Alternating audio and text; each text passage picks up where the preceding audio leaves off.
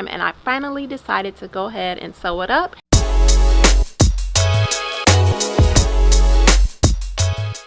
So today I will be sharing with you two garments that I have sewn recently.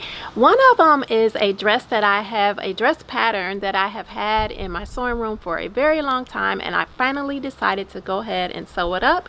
It is a project runway pattern. It is Simplicity 8213, and I made view B, which is the first view that is shown in blue. I made mine in a black ponte knit that I purchased from Joann Fabrics. Now, some of the features in this pattern, it does have an invisible zipper in the back. There is a bodice that has darts in it, and the bodice is also fully lined. And what else? There are buttons, because there are those tabs at the top, or they're called epaulette. I had to write it down because I just knew I wouldn't remember how to say it.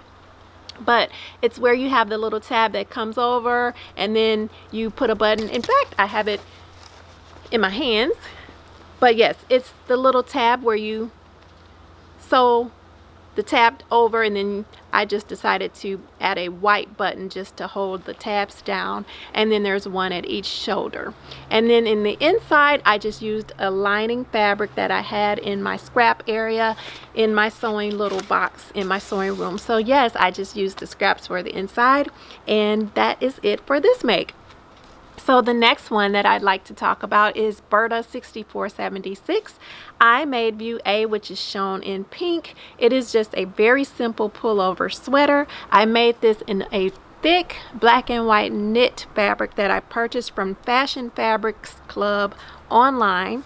And I really liked the stand-up collar. I also really like the sleeves, that the sleeves are a little long and they're wide. And this view also has a high-low hem, which is nice because you can layer things and have your shirt hanging out under it. So I like that.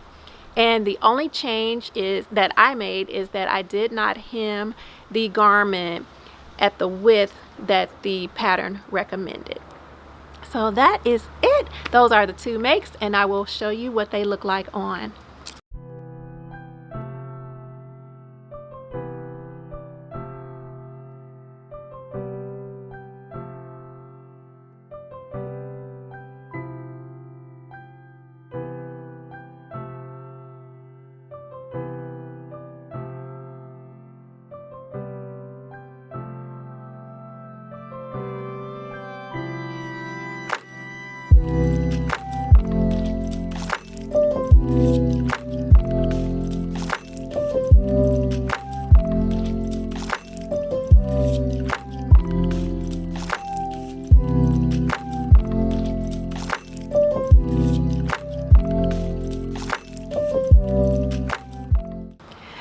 So before I go, I want to leave you with a love share.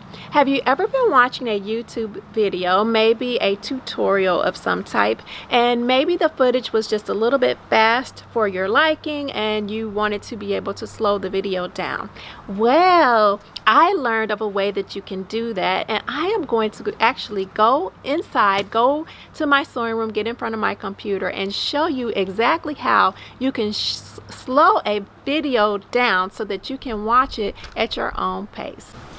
Okay, so I am in my sewing room. I have my laptop sitting below my monitor. I pulled up one of my videos where I was showing my sewing room. And so all you would have to do, if you want the video to move forward in a slow motion, then all you would do is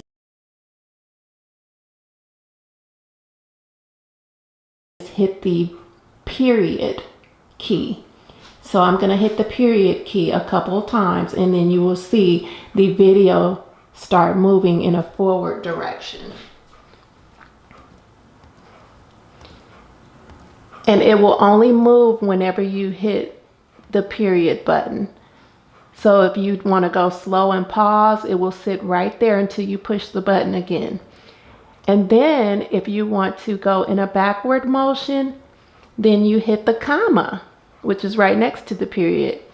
And then you can go backward in a slow motion also.